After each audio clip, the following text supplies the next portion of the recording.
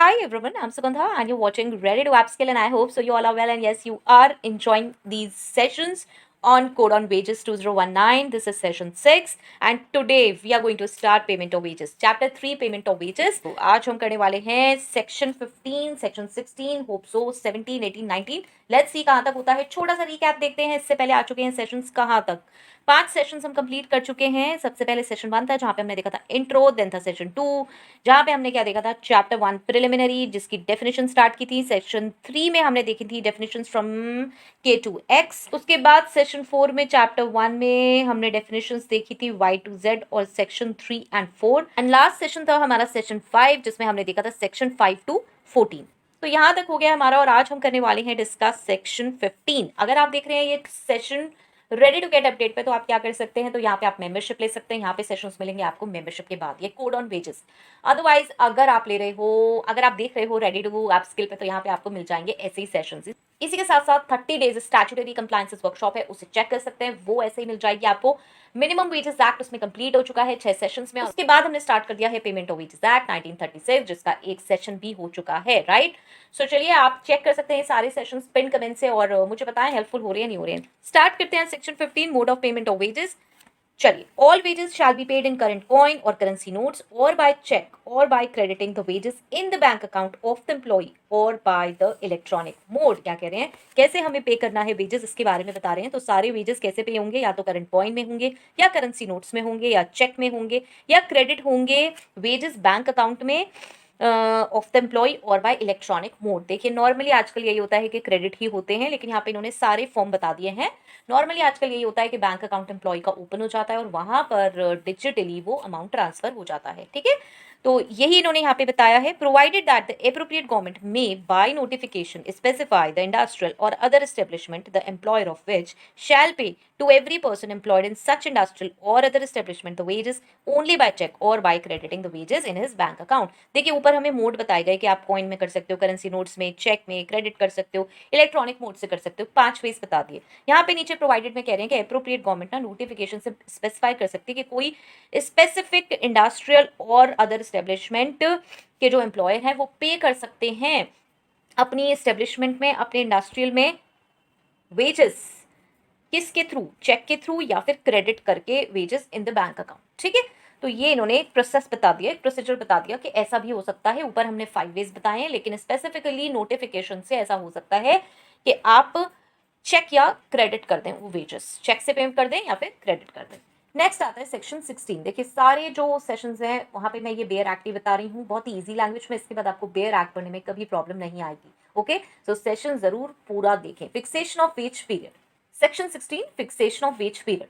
The employer shall fix the wage period for employees either as daily or weekly or fortnightly or monthly subject to the condition that no wage period in respect of any employee shall be more than a month. अब इसमें क्या कह रहे हैं, veg period आप कितना fix कर सकते हो. तो एम्प्लॉयर कितना फिक्स कर सकता है, डेली भी कर सकता है कि भाई डेली पेमेंट कर देता है, वीकली कर सकते हैं, वीकली कर देते हैं, फोर्टनाइटली कर देते हैं 15 डेज में, मंथली कर सकते हैं सब्जेक्ट टू द कंडीशन.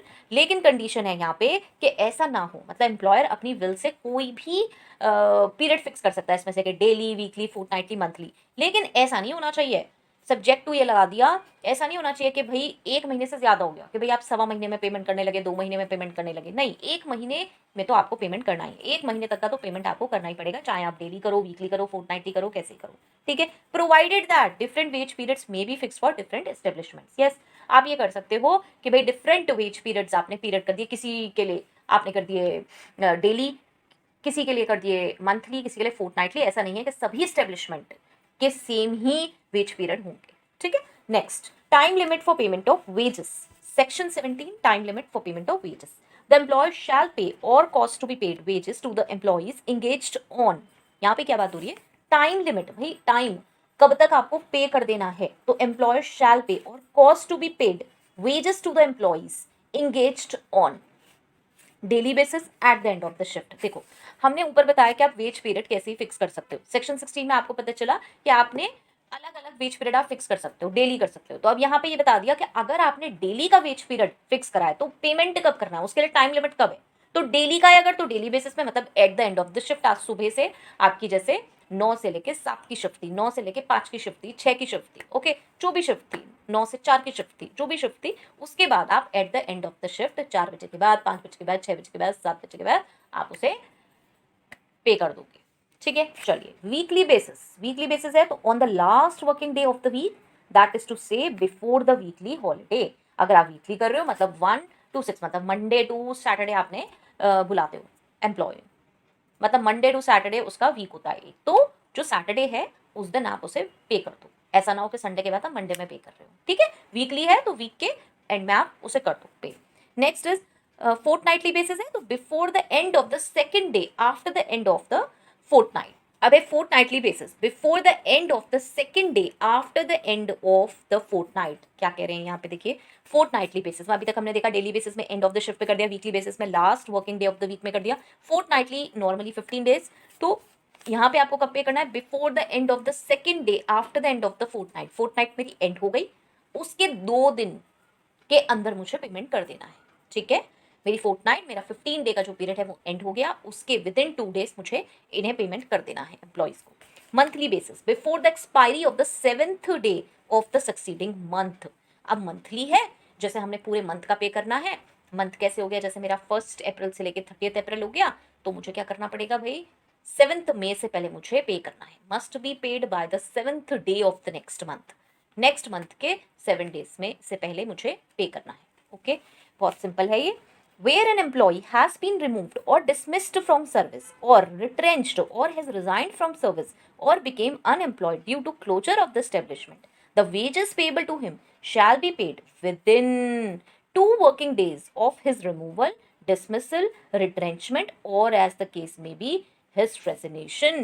बहुत इंपॉर्टेंट पॉइंट है। देखिए यहाँ पे अगर किसी एम्प्लॉय को रिमूव किया गया है, डिसमिस किया गया है फ्रॉम सर्विस से, क्योंकि आपने अचानक से कर दिया, रिट्रेंच कर दिया या फिर उसने रिजाइन करा फ्रॉम सर्विस से और वो अनएम्प्लॉयड हो गया, क्यों, क्योंकि स्टेब्लिशमेंट ही बंद हो गई, तो the wages payable to him shall be paid, जो उसे पेबल बनते हैं वेजेस, वो कब तक आपको पे करने हैं, with in 2 working days of his removal, dismissal, retrenchment और एज द केस में be his resignation.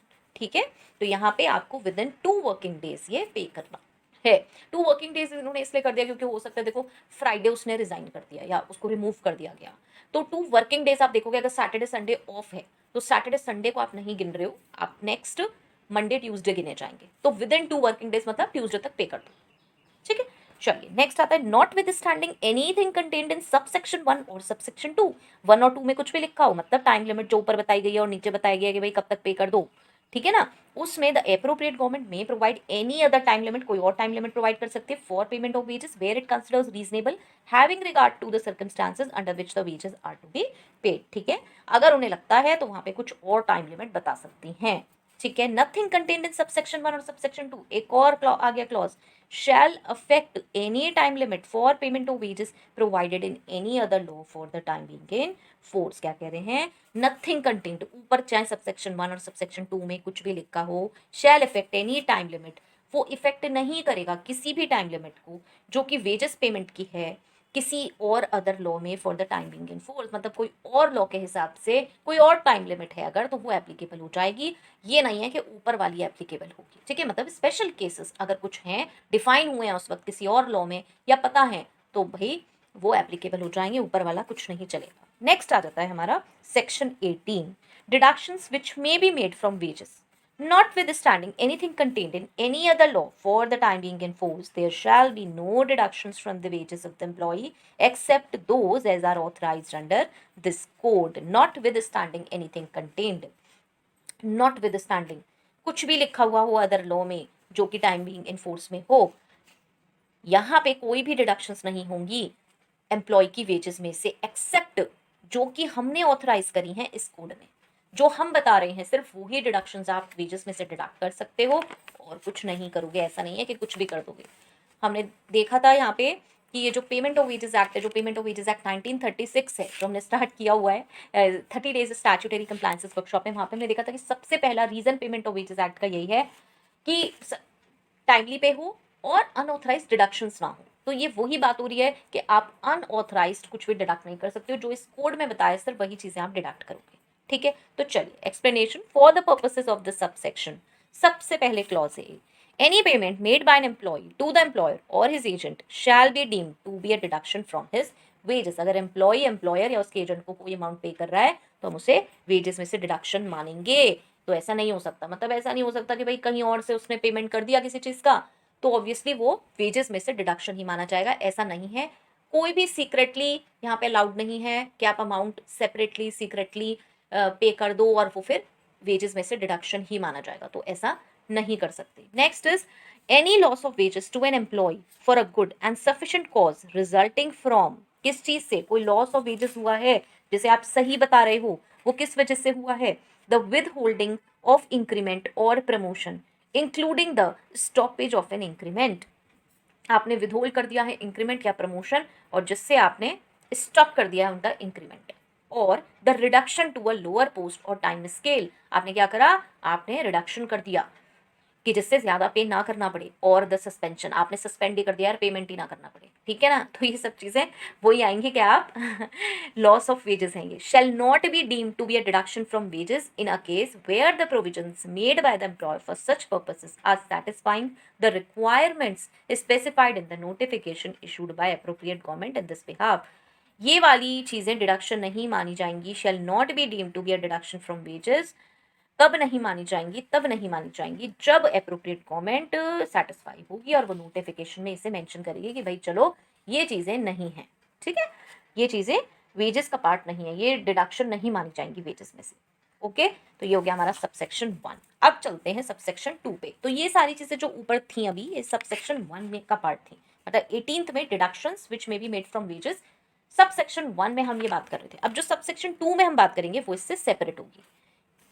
Deductions from wages of an employee shall be made in accordance with the provisions of this code and may be made only for the following purposes, namely deductions from the wages of an employee shall be made in accordance with the provisions of this code. जो भी deductions हम employee के wages से करेंगे वो किस हिसाब से होंगी, जो हमारे इस कोड में मेंशन है। And may be made only for the following purposes, namely, मतलब सिंपल ये है कि ये डिडक्शंस आप कर सकते हो। कौन सी? फाइन्स इम्पोज्ड ऑन हिम, कोई फाइन करे गए हैं वो उसकी वेजेस में से घटाए जाएंगे। Deductions for his absence from duty, obviously अगर वो एब्सेंट है तो वो डिडक्ट होंगे। डिडक्शंस फॉर डैमेज टू और loss of goods expressly entrusted to the employee for custody or loss of money for which he is required to account where such damage or loss is directly attributable to his neglect or default। भाई reduction किस चीज की? Damage की या loss of goods की जो उसी के पास थे कस्टडी में, या फिर loss of money for which he is required to account.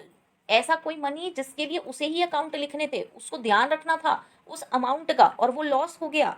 Where such damage और लॉस, जहां पे वो डैमेज और लॉस डायरेक्टली एट्रीब्यूटेबल था, किस वजह से? उसकी नेग्लिजेंस और डिफॉल्ट पे। मतलब सिंपल है, देखिए क्या इसमें कह रहे हैं, इसमें कह रहे हैं वो डिडक्शंस, उस चीज की डिडक्शंस जो कि डैमेज हो गया या लॉस ऑफ गुड्स हो गया, मनी का लॉस हो गया जो कि उसकी कस्टडी में था और उसके लिए वो रिस्पॉन्सिबल था, उसे ध्यान रखना था उसका, और वो उसकी नेग्लिजेंस की वजह से हुआ, उसके डिफॉल्ट की वजह से हुआ, ऐसी कोई भी अमाउंट हम डिडक्ट जरूर करेंगे क्योंकि वो उसकी नेग्लिजेंस की वजह से हुआ, वो रिस्पॉन्सिबल था उन गुड्स के लिए, उन मनी के लिए जो उसकी कस्टडी में थे, ठीक है, जो उसके पास थे, और कोई भी ऐसा डैमेज, कोई भी ऐसा लॉस जो हुआ।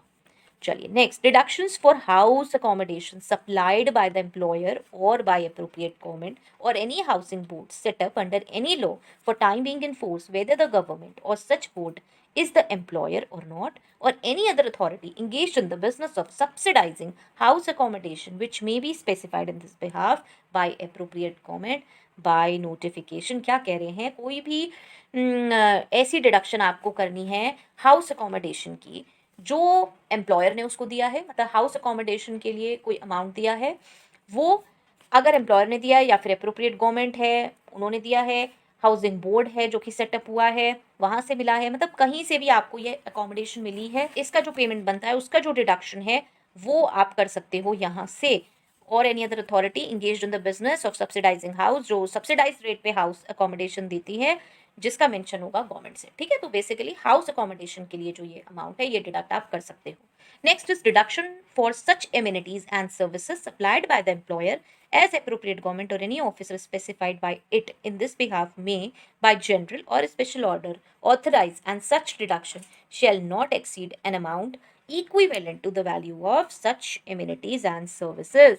amenities और services के रिगार्डिंग इसमें डिडक्शन की बात हो रही है, तो यहाँ पे मतलब क्या है यहाँ पे ये मतलब है कि एम्प्लॉयर्स कैन डिडक्ट मनी, वो डिडक्ट कर सकते हैं from employees wages for amenities और सर्विसेज जो उन्होंने प्रोवाइड करी हैं। लाइक आप कह सकते हो कि हाउसिंग है, मील्स हैं, ट्रांसपोर्ट है, कन्वेंस है, इस तरह की चीज़ें आप वो मनी डिडक्ट कर सकते हो एमिनिटीज और सर्विसेज का।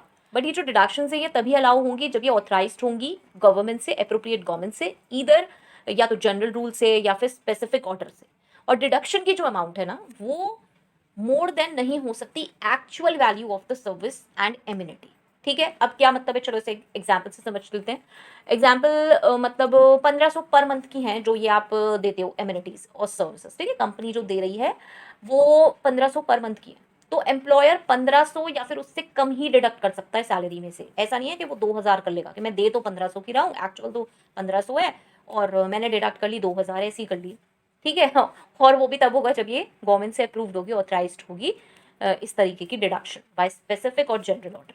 Okay, next is F, deductions for recovery of, किस चीज की deductions, recovery of advances of what ever nature, like advances for traveling conveyance or conveyance allowance and the interest due in respect thereof for adjustment of overpayment of wages, ये आप deduct कर सकते हो। loans made from any fund constituted for the welfare of labor as may be prescribed by the appropriate government and the interest due in respect, ये दोनों तरीके की चीज़ें आप कर सकते हो। First is advances of what ever nature, या तो हैं वो ट्रैवलिंग अलाउंस के लिए हैं, कन्वेंस के लिए हैं, और उनके ऊपर जो इंटरेस्ट है कुछ भी interest due in respect there of, या फिर कोई एडजस्टमेंट है of over payment of wages, ये चीज़ें आप डिडक्ट कर सकते हो इनकी रिकवरी जो आपने की है। Loans made any fund constituted for the welfare of labour as may be prescribed by the appropriate government and the interest due in respect thereof. ठीक है, ये सिंपल सिंपल से पॉइंट्स आप रीड कर सकते हैं, इसमें कुछ खास समझाने के लिए है नहीं, नाम से ही पता चल रहा है। Next is deductions for recovery of loans granted for house building और other purposes approved by appropriate government and the interest due in respect thereof. कोई भी ऐसे लोन्स ग्रांट करे हैं हाउस बिल्डिंग के लिए या अदर पर्पस के लिए, वो अप्रूव होने चाहिए एप्रोप्रिएट गवर्नमेंट से, वो डिडक्ट कर सकते हैं। डिडक्शंस ऑफ इनकम टैक्स और any other statutory levy levied by the central government और state government and payable by the employee, और deductions required to be made by order of court और other authority competent to make such order. ऐसे कोई भी deductions income tax law वाले और ये order of court वाले आप कर लोगे deduct. Deductions for subscription to or for repayment of advances from any social security fund or scheme constituted by law including PF, pension, health insurance और fund known by any other name। ये जो deductions हैं ये आप कर सकते हो for subscription to और repayment of advances, अगर आपने इस पे लिए हुए हैं किसी भी सोशल सिक्योरिटी स्कीम पे आपने कोई एडवांस वगैरह और वो सब लिया हुआ है। Deductions for payment of a cooperative society subject to such conditions as the appropriate government may impose, यहाँ पे फिर वही पेमेंट ऑफ कोऑपरेटिव सोसाइटी का कोई पेमेंट है वहाँ पे आप ये डिडक्शंस कर सकते हो। ये अगेन जो कंडीशंस एप्रोप्रिएट गवर्नमेंट ने इम्पोज की होंगी उसके according. Deductions made with the written authorization of the employee for payment of the fees and contribution payable by him for the membership of any trade union registered under this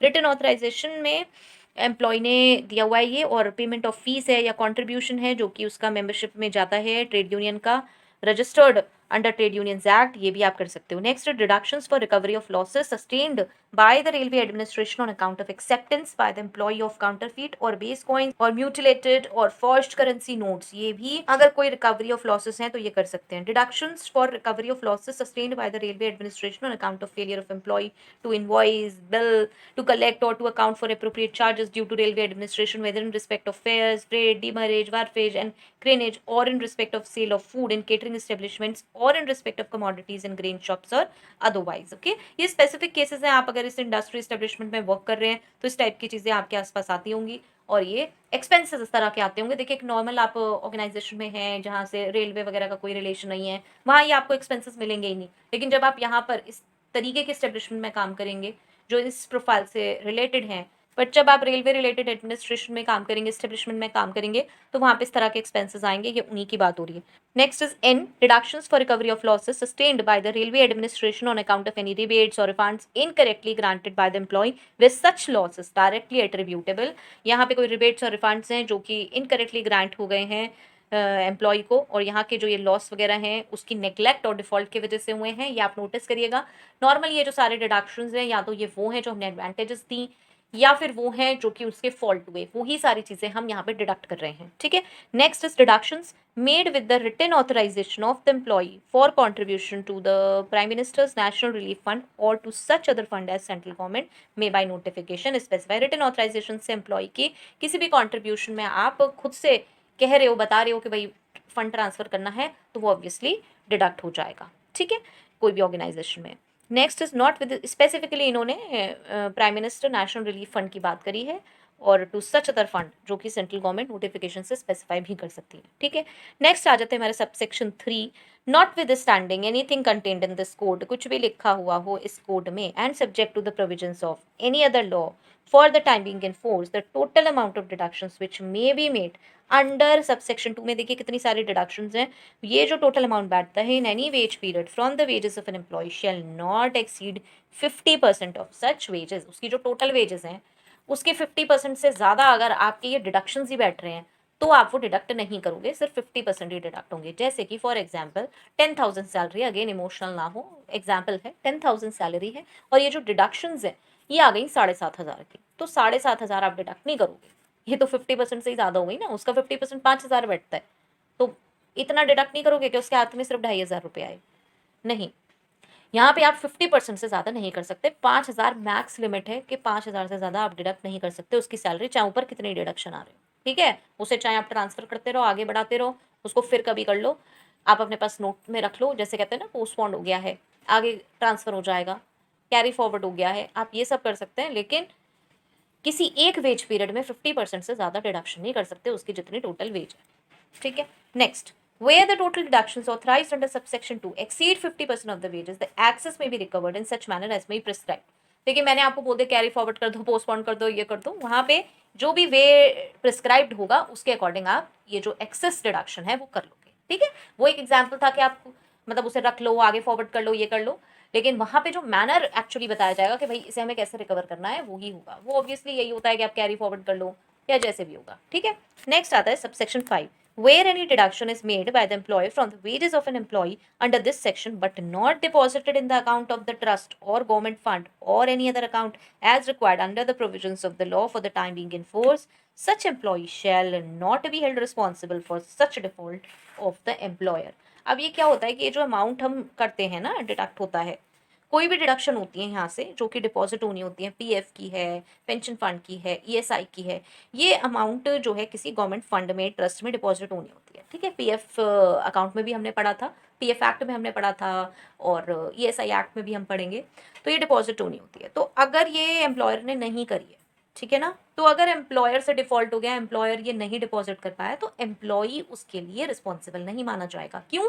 क्योंकि amount तो आप deduct कर करके अपने पास रख रहे हो, मैं कहाँ से डिपॉजिट करूँगा, ठीक है। तो ये काम एम्प्लॉयर का है, तो ये काम ऑर्गेनाइजेशन का है, ठीक है। तो एम्प्लॉई इसमें रिस्पॉन्सिबल नहीं माना जाएगा, आपको डिडक्ट करना है और आपको सब एम्प्लॉयज़ का डिपॉजिट करवाना है, ये आपकी ड्यूटी है, ठीक है। Next is section 19 fines. Subsection 1. No fine shall be imposed on any employee save in respect of those acts and omissions on his part as the employer with the previous approval of the appropriate government or of such authority as may be prescribed may have specified by notice under subsection 2। तो यहाँ पे किस fine की बात हो रही है? देखिए आपको ध्यान होगा अभी हमने पीछे सेक्शन 18 में देखा था, सबसेक्शन 2 में जहाँ पे था फाइन्स इम्पोज्ड ऑन हिम, जाके आप इसे चेक कर सकते हैं, फाइन्स इम्पोज्ड ऑन हिम। तो यहाँ पे हमने फाइन को प्रॉपरली बताया है कि कौन से फाइन, ऐसा नहीं है कि किसी भी नाम पे आप कोई डिडक्शन करो और उसे बोल दो ये तो फाइन है, ये तो फाइन है, नहीं। Employer can not just fine an employee for anything they want, कि कुछ भी है उसके लिए आपने उसे फाइन दे दिया, ऐसा नहीं हो सकता। तो फाइन कब इम्पोज हो सकता है? सिर्फ तभी हो सकता है जब एक एम्प्लॉय कुछ ऐसा कर रहा है या फिर उसने ऐसा कुछ नहीं करा जो एक्ट या ओमिशन है, मतलब एम्प्लॉय डज समथिंग रॉन्ग और fails to do something required, जो कि उसे करना था, वो क्या है, एक्ट है या कोई ऐसा ओमिशन है, तब आप उसे फाइन कर सकते हो। वो जो एक्ट और ओमिशन है जो आप कह रहे हो कि भाई उसे ऐसा करना था या नहीं करना था, वो है, वो क्लियरली लिस्टेड होना चाहिए नोटिस में, मतलब एक रूल बुक होनी चाहिए, कोई डिस्प्लेड लिस्ट होनी चाहिए कि ये आपको करना है और ये नहीं करना है। ऐसा नहीं है कि अचानक से आप ये कहोगे नहीं नहीं ये भी था प्रोविजंस में और हमने ये वैसे ही बता दिया था और आपको ये नहीं करना था, तो अब आप पे फाइन लग गया। वो ऑलरेडी रूल बुक में होना चाहिए, लिखा हुआ होना चाहिए, डिस्प्लेड लिस्ट में होना चाहिए, तभी आप वो उसे कहोगे कि वो एक्ट है या फिर वो ओमिशन है। उसने ऐसा कुछ किया है जो उसे नहीं करना था, या फिर जो करना था वो उसने नहीं किया। ठीक है, सिंपल ये फाइन का कंसेप्ट है कि आप फाइन ऐसे ही एम्प्लॉय पे नहीं लगा सकते, ऑलरेडी पहले से चीजें मेंशन होंगी, उन्हीं चीजों पे फाइन लगेगा। The list of punishable acts must be approved. अब ये जो पनिशेबल एक्ट्स है ना, ये अप्रूव होने चाहिए एडवांस में गवर्नमेंट से, अप्रोप्रिएट गवर्नमेंट से या फिर किसी ऑथराइज्ड बॉडी से। ठीक है, ऐसा नहीं है कि कोई भी चीज अपने मन से लगाई और इस पे फाइन है जी, ये पनिशेबल एक्ट है, नहीं। ठीक है, तो यहाँ पे ये बात हो रही है फर्स्ट में।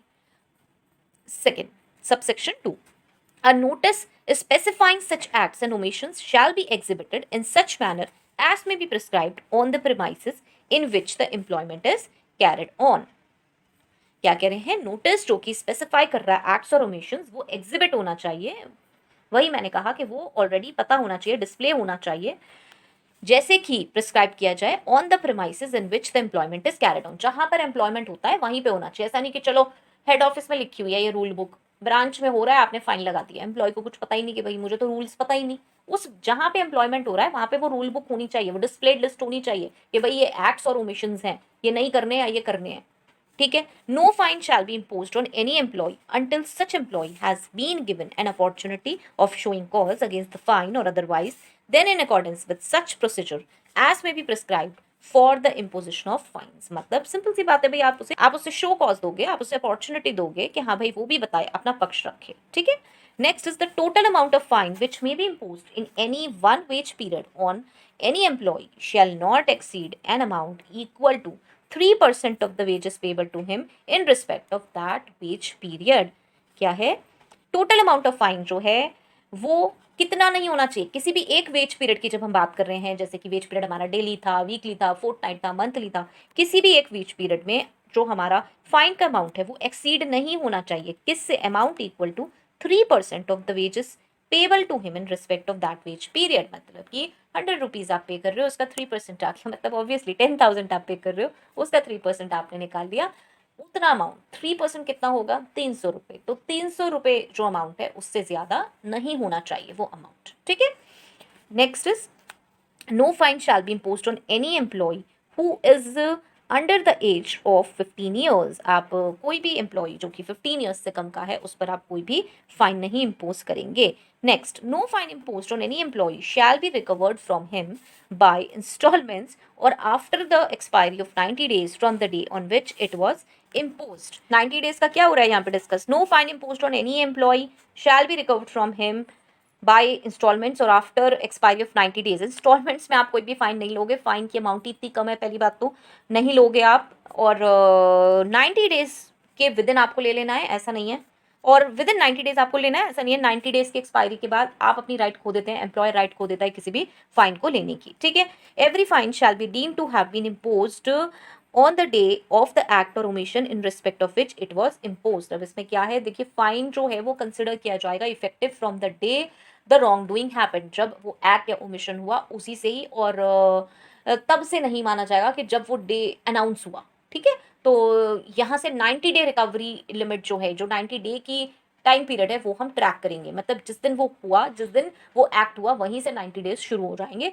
अगर ऐसा हुआ कि भाई डिसाइड आपने 1 महीने बाद करा तो भी वो 1 महीना निकल चुका होगा, मतलब आपने 30 डेज बाद डिसाइड करा कि हाँ भाई सच में ये हुआ है एक्ट और ओमिशन और इसे फाइन देना है, तो वो 90 डेज में से ना 30 डेज निकल चुके होंगे, आपके पास सिर्फ 60 डेज बचे होंगे फाइन को रिकवर करने में। तो जब एक्ट हुआ है वहीं से 90 डेज का पीरियड ट्रैक होना स्टार्ट हो जाएगा, वहीं से 90 डेज की जो रिकवरी लिमिट है वो स्टार्ट हो जाएगी। ठीक है, चलिए लास्ट देखते हैं। All fines and all realisations thereof shall be recorded in a register to be kept in such manner and form as may be prescribed and all such realisations shall be applied only to such purposes beneficial to the persons employed in the establishment as are approved by the prescribed authority। जितने भी ये fine और realisations हैं इनका जो record है वो proper register में मेंटेन होगा, फॉर्मेट जो है वो डिसाइड होगा बाय गवर्नमेंट, प्रिस्क्राइब होगा। मनी जो ये हम कलेक्ट कर रहे हैं फाइन्स के, ये जो है ये यहाँ पे एम्प्लॉयर के अपने पर्सनल या बिजनेस यूज में नहीं यूज होगा, ऑब्वियसली ये एम्प्लॉयज़ के बेनिफिशियल के लिए यूज होगा। ये जो अमाउंट है ये हम एम्प्लॉयज़ के बेनिफिट के लिए यूज करेंगे, जैसे कि कोई भी वेलफेयर एक्टिविटीज हैं, स्टाफ फैसिलिटीज हैं। पर्पस जो है यहाँ पे वो भी ऑब्वियसली अप्रूव्ड होगा बाय गवर्नमेंट अथॉरिटी, मतलब किस पर्पस के लिए आप उसको यूज करोगे। ठीक है, तो चलिए this is all for the day. आज हमने काफ़ी कुछ कर लिया है, आज हमने कंप्लीट कर लिया 15, 16, 17, 18 और 19। इसके बाद in the next session 20th करेंगे हम, जो कि है deductions for absence from duty. 21 है डिडक्शंस फॉर डैमेज और लॉस। यहाँ पे देखिए एब्सेंस फ्रॉम ड्यूटी क्या है ये पता चलेगा, डैमेज और लॉस क्या है, डिडक्शंस फॉर सर्विसेज रेंडर्ड क्या है, next recovery of advances, recovery of loans, और chapter not to apply to government establishments. देखिए ये आगे के जो सेशंस है ना, जैसे जब हमने फाइन डिस्कस किया, ये वही हैं जो सब सेक्शन 2 में डिस्कस हुए हैं। सेक्शन 18 के सब सेक्शन 2 में हमने कई सारी चीजें डिडक्शन की, एब्सेंस फ्रॉम ड्यूटी, फाइन्स, ये सब लगा दिए। अब इन्हें ही अलग से सेक्शंस में एक्सप्लेन किया गया है, जिससे क्लैरिटी हो जाए कि एक्चुअल में एब्सेंस फ्रॉम ड्यूटी क्या होती है, डैमेज क्या होता है, ये सारी चीजें अलग से हमें क्लियर हो जाएंगी। तो यहाँ पे ये हमारा नेक्स्ट में होपफुली सेक्शन 25 कंप्लीट हो जाएगा और उसके बाद हम फिर पेमेंट ऑफ बोनस स्टार्ट करेंगे। आई होप सो ये हेल्पफुल हो रहे हैं, सेशंस हेल्पफुल हो रहे हैं तो मुझे ज़रूर बताएं, और इजी लग रहे हैं, सिंपल लग रहे हैं या नहीं, ये भी ज़रूर बताएं। तो चलिए, till next video, all the very best, stay happy, stay safe, thanks for watching, bye bye.